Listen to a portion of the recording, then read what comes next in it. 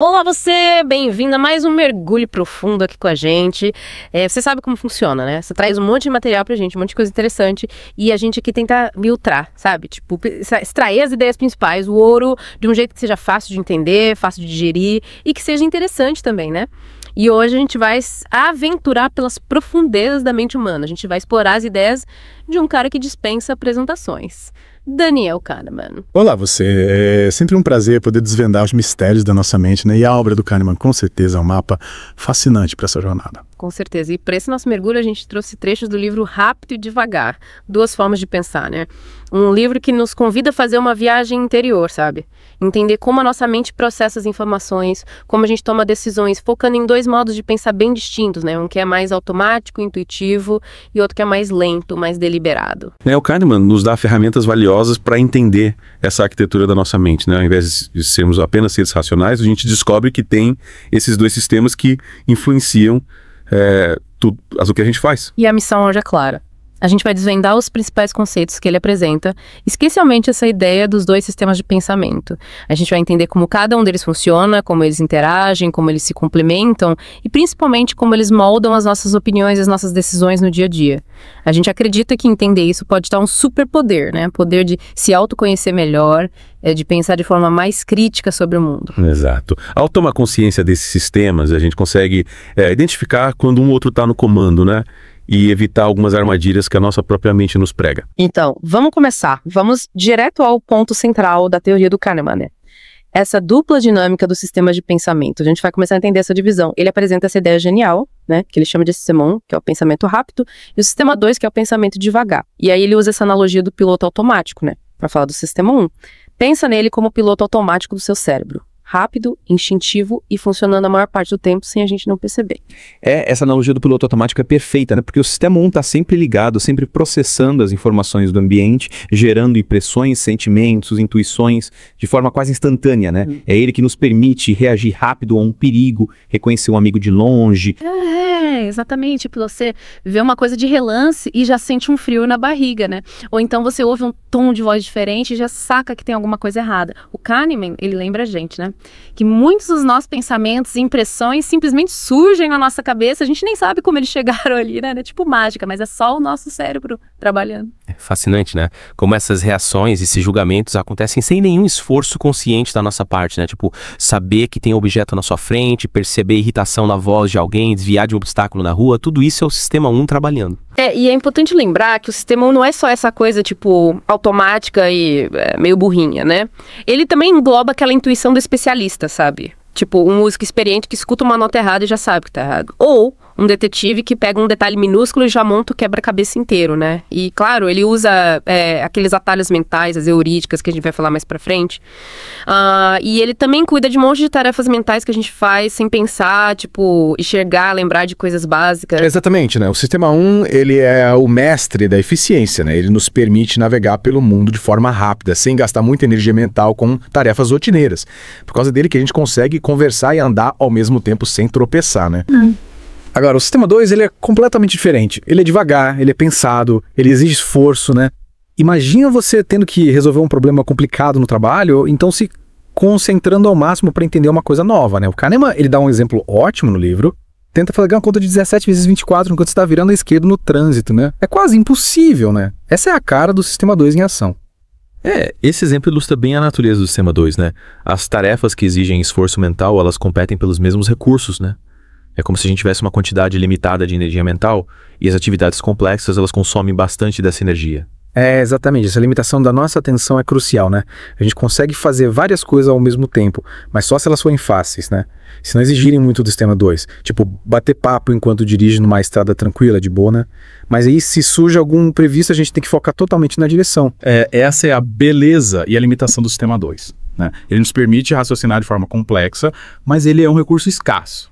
A gente não consegue manter esse foco intenso por muito tempo sem se esgotar mentalmente. E aí o Kahneman deixa bem claro, né, que o foco principal do livro é entender as falhas da nossa intuição, as pegadinhas que o nosso sistema 1, rapidinho e esperto do jeito que é, pode nos pregar, né?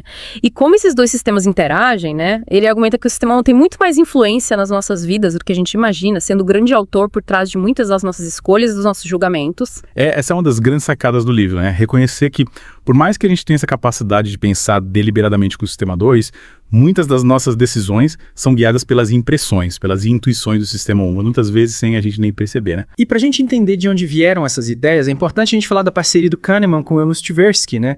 Ele descreve essa relação como uma extraordinária boa sorte de um espírito afim e fala que trabalhar com o Amos era não só produtivo, mas também muito divertido. Imagina que legal, né? A colaboração entre Kahneman e Tversky foi fundamental para o desenvolvimento da psicologia cognitiva, né? Eles questionaram aquele modelo do ser humano como um agente puramente racional e mostraram como os nossos julgamentos, nossas decisões são frequentemente influenciadas por vieses, por erros sistemáticos, né? Essa parceria foi tão marcante que rendeu ao Kahneman o Prêmio Nobel de Economia em 2002, né? E ele faz questão de dizer que o Amos teria dividido o prêmio com ele, se estivesse vivo, né? Uma bela homenagem a um parceiro intelectual tão importante, né? Esse reconhecimento, né? Com o Nobel sublinhou a importância da psicologia para a economia, né? Mostrando que as decisões econômicas, elas não são tomadas só com base em cálculos racionais, mas também são influenciadas por fatores psicológicos, né? E o Kahneman, ele explica que o objetivo do livro não é só revisitar aquelas primeiras pesquisas, que já foram bastante exploradas por outros autores, né? Mas trazer uma visão mais atualizada de como a mente funciona, com base nos avanços da psicologia cognitiva e social. E uma das coisas mais importantes que a gente aprendeu, ele diz, é que agora a gente entende não só as maravilhas, mas também as falhas do nosso pensamento intuitivo, né? Essa perspectiva equilibrada é crucial, né? Reconhecer tanto a capacidade do nosso pensamento rápido de nos guiar corretamente em muitas situações, quanto a sua propensão a erros em outras, né? É o primeiro passo para a gente tomar decisões mais conscientes, mais informadas. E nessa exploração da mente, o Kahneman apresenta dois conceitos muito importantes, que ele chama de conforto cognitivo e tensão cognitiva, né? Ele descreve esses dois conceitos como sinais que o nosso sistema 1 gera, né? É como se fosse um termômetro, sabe? De como o nosso cérebro está processando as coisas. Exatamente. Esses sinais, né, de conforto e tensão cognitiva, eles influenciam a forma como a gente percebe as informações, como a gente forma os nossos julgamentos, né? É como se fosse um feedback instantâneo do nosso processamento mental. O conforto cognitivo, ele explica, tá ligado a sentimentos positivos, a familiaridade, é essa sensação de que algo é verdade, né?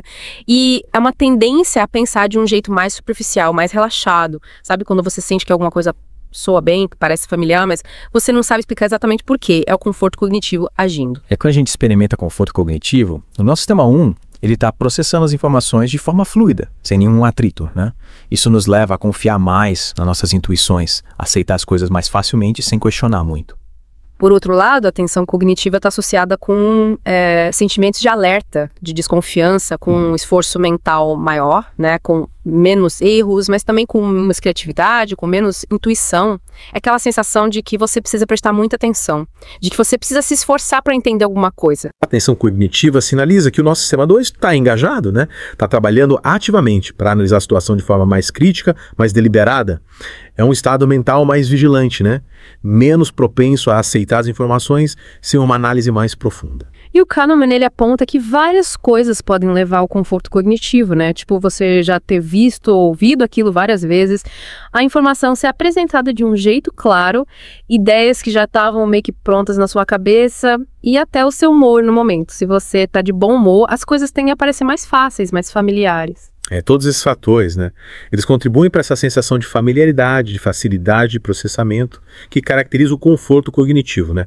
Uma mensagem repetida, ela ganha áreas de verdade, uma informação bem apresentada é mais palatável e um bom humor coloreia nossa percepção de forma positiva. E o contrário também é verdade, né? Se a coisa é nova, se a informação não tá clara, se alguma coisa te deixa com a pulga atrás da orelha, ou se você não tá num dia bom, tudo isso tende a gerar tensão cognitiva. Esses elementos, né, eles introduzem uma sensação de estranheza, de dificuldade, de que algo pode estar errado, né? O que naturalmente ativa nosso sistema 2 para uma análise mais cautelosa. E o mais interessante é que esses efeitos de conforto e tensão, eles meio que se misturam, né? Se você está sentindo cognitivamente confortável, você tende a estar de bom humor, a gostar do que você está vendo, a acreditar no que você está ouvindo, a confiar nas suas primeiras impressões e vice-versa. Essa interligação é fundamental para a gente entender como a gente é facilmente influenciado por fatores que à primeira vista parecem triviais, né? A forma como uma informação é apresentada, por exemplo, pode aumentar nossa crença nela simplesmente por facilitar o seu processamento pelo sistema 1. E isso tem impacto direto na persuasão, né? O Kahneman explica que qualquer coisa que você fizer para diminuir a tensão cognitiva vai ajudar a pessoa a acreditar na sua mensagem, né? Ele até dá umas dicas práticas para escrever mensagens persuasivas, né? Baseadas nessas ilusões de verdade, tipo usar linguagem simples, frases curtas, uma fonte fácil de ler. Exatamente. Uma linguagem clara, concisa, né? Um design limpo, legível, uso de rimas, de repetições. Todos esses recursos, né? Eles podem aumentar a persuasão de uma mensagem ao torná-la mais fácil de ser processada pelo sistema 1, né? Diminuindo a probabilidade do sistema 2 entrar em ação para questionar o conteúdo. E para a gente entender melhor como o nosso sistema 1 funciona, né? O Kahneman fala da máquina associativa, né? Ele usa um exemplo bem chocante no livro, bananas e vômito. Assim que você lê ou ouve essas palavras, ele descreve uma avalanche de ideias, de lembranças, de emoções, até expressões faciais e reações físicas, né? Começam a acontecer na sua mente, de forma rápida, automática e sem nenhum esforço. É imediato, né? Esse exemplo forte ilustra a incrível capacidade do nosso sistema 1 de criar conexões entre ideias, né? De forma instantânea e involuntária. A simples junção dessas duas palavras ativa uma rede de associações que já existem na nossa memória. E o mais impressionante é que tudo isso acontece de forma muito coerente, né? Cada coisa que vem à mente tá ligada, tá dando suporte à outra, né? Banana, você pensa na fruta, na cor amarela, no gosto doce. Vômito já te traz uma sensação de nojo, uma imagem desagradável. E aí junta as duas, né? Cria uma reação ainda mais forte, mais imediata. Essa reação em cadeia, né? Que envolve o nosso pensamento, as nossas emoções, até o nosso corpo, ela acontece tão rápido, de forma tão integrada, né? Que a gente mal percebe a complexidade do processo. É como se fosse um padrão, sabe? Que se auto-reforça, né? De reações que fazem sentido juntas. E ele fala do priming, né? Que é essa ativação de associações na nossa cabeça. Muitas vezes assim, a gente se dá conta, né? Ele cita aquele experimento famoso do efeito Flórida, né?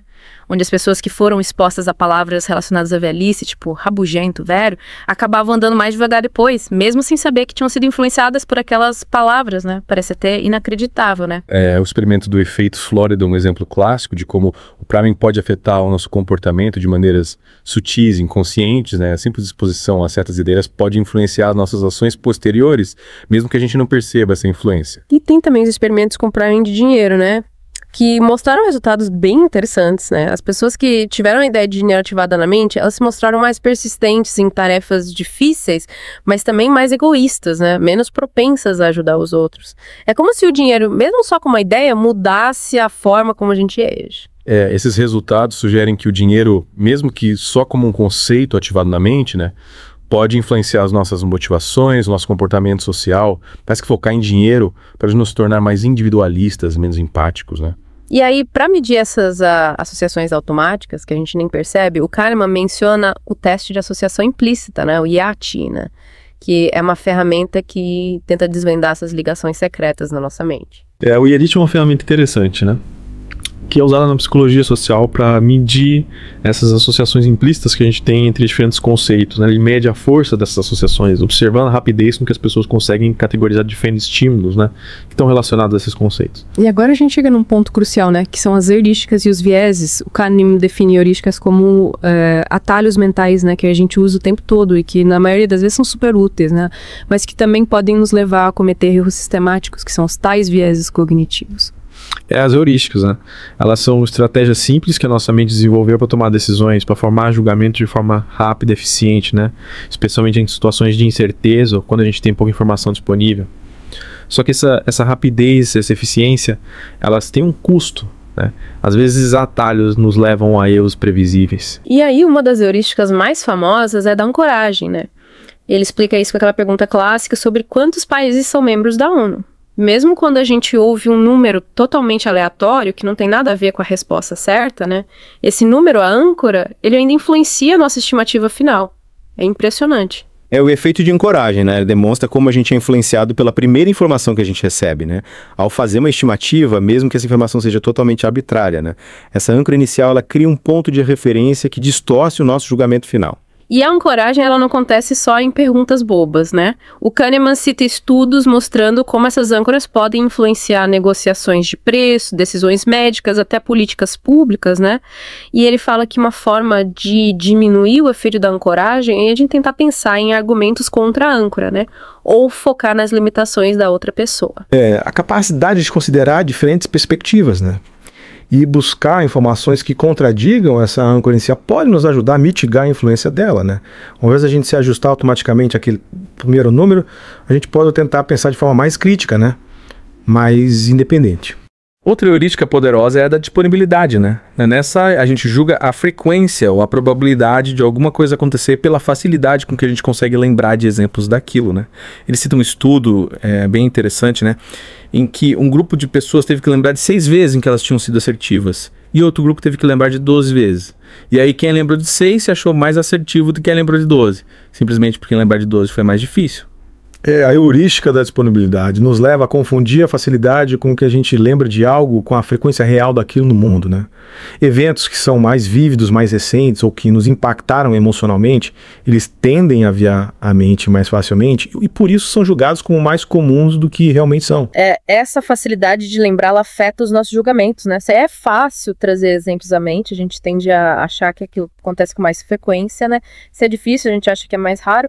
Mas o Schwartz, ele descobriu que quando as pessoas tinham uma explicação para essa dificuldade de lembrar, tipo, tinha uma música tocando que atrapalhava a concentração, elas não eram tão influenciadas por essa dificuldade na hora de fazer o julgamento, né? Isso mostra que o nosso sistema 2, às vezes, ele consegue intervir, né, e corrigir os julgamentos que são baseados na heurística da disponibilidade, né? Principalmente quando a dificuldade de lembrar é atribuída a uma causa externa, né, que não tem nada a ver com a frequência do evento em si. Aí a gente chega na heurística da representatividade, né? O Kahneman usa o exemplo do Tom W., aquele estudante que é descrito com características que lembram muito certas áreas de estudo, né? E aí quando as pessoas eram perguntadas se era mais provável que o Tom W. estudasse ciência da computação ou humanidades, elas tendiam a escolher ciência da computação, porque a descrição dele batia mais com o estereótipo do estudante de computação, né? Mesmo que a proporção de estudantes em humanidades fosse muito maior. Elas ignoravam a taxa Bayes. A heurística da representatividade, ela nos leva a julgar a probabilidade de um evento com base no quanto ele se parece com um estereótipo, né? Com um evento típico, minorando outras informações relevantes, como as probabilidades iniciais, as taxas base, né? E o mais chocante é que até estudantes de psicologia, com treinamento em estatística, caíam nessa, né? As notas que eles davam para a similaridade entre a descrição do Tom W. e o estereótipo de cada área, elas batiam perfeitamente com as notas que eles davam para a probabilidade dele estudar naquela área. Eles estavam substituindo uma pergunta difícil, né? Qual a probabilidade, para uma pergunta mais fácil, né? Com que ele se parece mais? Esse é um erro fundamental, né? Porque a similaridade e a probabilidade, elas não seguem as mesmas regras lógicas, né? Algo pode ser muito parecido com um estereótipo, mas ainda assim tem uma probabilidade baixa de acontecer, né? Por causa de outros fatores, como a raridade daquela categoria. E essa mania da gente de ignorar as taxas base, a qualidade das evidências quando a gente está avaliando a probabilidade de alguma coisa, né, inevitavelmente nos leva a cometer erros de julgamento. Confiar demais na representatividade pode nos levar a conclusões equivocadas, né? Principalmente quando os estereótipos que a gente usa são imprecisos ou quando a gente negligencia informações estatísticas importantes, né? Que poderiam nos dar um panorama mais realista da situação. Um primo da representatividade, né? É a falácia da conjunção, que ele explica com o problema da Linda aquela mulher descrita como preocupada com questões sociais, né? Discriminação, justiça social. E aí, quando as pessoas eram perguntadas se era mais provável que Linda fosse caixa de banco ou caixa de banco e feminista, muita gente escolheu a segunda opção, né? Mesmo sendo logicamente impossível que a combinação de duas coisas, caixa de banco e feminista, seja mais provável do que só uma delas, caixa de banco, né? A falácia da conjunção, ela revela a nossa atração por explicações que parecem mais completas, mais coerentes, né? Mesmo que essa coerência viole as leis da probabilidade. A descrição da Linda como caixa de banco feminista, ela parece mais rica em detalhes, né? E, portanto, mais plausível para o nosso sistema 1. E mesmo quando essa relação lógica era deixada mais clara, tipo, no experimento em que caixa de banco aparecia antes de caixa de banco e feminista na lista de opções, a intuição ainda falava mais alto que a lógica, né? É impressionante como essa intuição de representatividade é forte, né? Isso demonstra o poder da intuição, né? E como em certas situações ela pode nos levar a ignorar princípios básicos de lógica de probabilidade, né? A falácia da conjunção é um exemplo clássico desse conflito, né? Entre o raciocínio rápido e intuitivo do sistema 1 e o raciocínio lento e deliberado do sistema 2. E essa tendência a ignorar as taxas base, ela fica ainda mais forte quando a gente tem alguma informação específica sobre a situação, né? Tipo, no exemplo do táxi, né? Que era azul ou verde. E se envolveu num acidente. Mesmo sabendo que a maioria dos táxis da cidade era verde e tendo um testemunho falho, né, de que o táxi era azul, as pessoas tendiam a superestimar a probabilidade do táxi ser azul, né? Elas focavam na descrição e deixavam de lado o agente estatístico, né, que era mais confiável. Esse viés de negligência da taxa Bézier ilustra como informações específicas sobre um caso concreto podem ofuscar nossa percepção das probabilidades gerais, né? O detalhe do depoimento da testemunha, mesmo que não seja totalmente confiável, ele tende a ter um peso maior na nossa mente do que a informação estatística mais abrangente. E a nossa necessidade, né, de encontrar padrões, explicações causais, ela é tão grande que a gente tende a ver causa e efeito até em eventos que são puramente aleatórios. O exemplo da sequência de meninos e meninas que nascem num hospital, né, é perfeito para ilustrar isso. Todas as sequências possíveis são igualmente prováveis, mas as sequências que parecem mais misturadas, elas nos parecem mais aleatórias do que sequências com mais padrão, tipo 6 meninas seguidas. A nossa mente, né, ela tem uma predisposição natural a buscar ordem, significado no mundo, né? O que nos leva a identificar padrões causais mesmo onde eles não existem. Essa tendência pode ter tido vantagens evolutivas, né? Ajudando a gente a prever eventos, a tomar decisões rápidas em situações de perigo, né? E essa percepção equivocada da aleatoriedade, ela pode ter consequências sérias, né? Fazendo a gente tirar conclusões erradas sobre causa e efeito, né? Em várias áreas da vida. Quantas vezes a gente não ouve falar de alguém que fez alguma coisa numa determinada hora e acha que aquilo deu certo por causa da hora, né? Sendo que foi pura coincidência. Exatamente. Confundir aleatoriedade com causalidade pode nos levar a superstições, né? Acreditar em falsas correlações, a tomar decisões equivocadas baseadas em padrões que não existem. É importante lembrar que nem tudo que acontece junto, né, tem uma relação de causa e efeito em full. Outra heurística importante é a heurística do afeto, né? Em que as nossas emoções influenciam diretamente os nossos julgamentos, as nossas decisões. É aquele famoso eu gosto disso, né, que muitas vezes serve como resposta para uma pergunta muito mais complexa, tipo, o que eu penso sobre isso? Se a gente tem um sentimento positivo em relação a alguma coisa, a gente tende a julgar ela de forma mais favorável, né, em todos os aspectos. A heurística do afeto demonstra o poder das emoções na formação de opiniões, na tomada de decisão. Muitas vezes a nossa reação emocional inicial ao determinado estímulo, ela influencia nosso julgamento sobre ele, mesmo que a gente não tenha feito uma análise racional completa, como se as nossas emoções criassem um ralo, né, que colore a nossa percepção. E o Kahneman, ele conecta essa ideia com o trabalho do Antônio Damasio, né, sobre o papel das emoções na tomada de decisão, mostrando que as pessoas que têm dificuldade em sentir emoções, né, da forma correta, elas também têm dificuldade em tomar boas decisões. Isso mostra como a razão e a emoção estão muito mais interligadas do que a gente imagina. Do trabalho do Damasio e seus colegas, né? Ele revelou a importância das emoções como guias para tomar de decisão racional, né? A falta de respostas emocionais adequadas pode levar a escolhas impulsivas, mal pensadas, né? Porque as emoções, elas nos fornecem informações importantes sobre o significado, sobre a relevância das diferentes opções. E a gente chega no conceito do WYSIAT, né? Que é a sigla em inglês para What You See Is All Their Eyes, que seria o que você vê é tudo o que errar. Né? Esse princípio, ele destaca que o nosso sistema 1, ele monta uma história coerente baseada apenas nas informações que estão disponíveis naquele momento, né? Sem se importar com as informações que estão faltando. É como se a gente preenchesse as lacunas com o que a gente tem na mão, né? Mesmo que seja pouco. O WYSIT é uma característica fundamental do Sistema 1, né? Ele opera com base nas informações presentes, sem levar em consideração o que pode estar faltando, o que é desconhecido, né? Isso pode nos levar a formar julgamentos, a tomar decisões com base numa imagem incompleta da realidade. E isso tem implicações sérias para nossa autoconfiança, né? Para a forma como a gente entende as coisas, dependendo de como elas são apresentadas, né? Os efeitos de enquadramento e para nossa tendência a ignorar as taxas bases, né? Se a gente só vê uma parte da história, a gente age como se aquela fosse a história completa.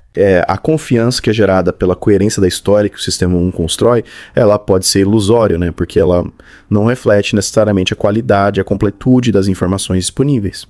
O enquadramento de um problema também pode destacar certas informações em detrimento de outras, né? Influenciando as nossas escolhas de forma significativa, mesmo que a informação essencial seja a mesma. E para a gente fechar essa primeira parte da nossa conversa, vamos falar da regressão à média, né? O Kahneman usa um exemplo fácil de entender. Jogadores de golfe. Um jogador que tem uma performance excepcionalmente boa num dia, ele provavelmente vai ter uma performance mais perto da média no dia seguinte, né? Não é necessariamente porque ele piorou, mas porque aquela performance fora da curva, ela provavelmente envolveu um pouco de sorte. E a sorte, ela não se repete sempre da mesma forma, né? A regressão à média é um fenômeno estatístico que ocorre quando uma variável aleatória, né? Ela apresenta um valor extremo numa primeira medição. Em medições subsequentes, é provável que esse valor retorne para um valor médio, né? Simplesmente pela natureza aleatória da variável, né? Pela influência de outros fatores além da habilidade pura. E a grande sacada é que a melhor previsão para o segundo dia, né? É sempre uma performance mais moderada, mais próxima da média do que aquela performance excepcional do primeiro dia. Isso acontece porque uma performance muito acima da média, ela provavelmente teve uma dose de sorte, e é pouco provável que essa mesma sorte se repita com a mesma intensidade, né? É importante entender que regressão à média não significa necessariamente uma piora no desempenho, né?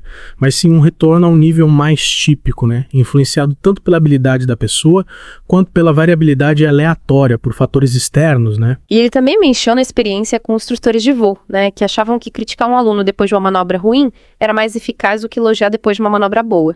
Mas, na verdade, a melhora depois da crítica, ela provavelmente aconteceria de qualquer jeito por causa da regressão à média, né? Uma performance ruim tende a ser seguida por uma melhor, naturalmente.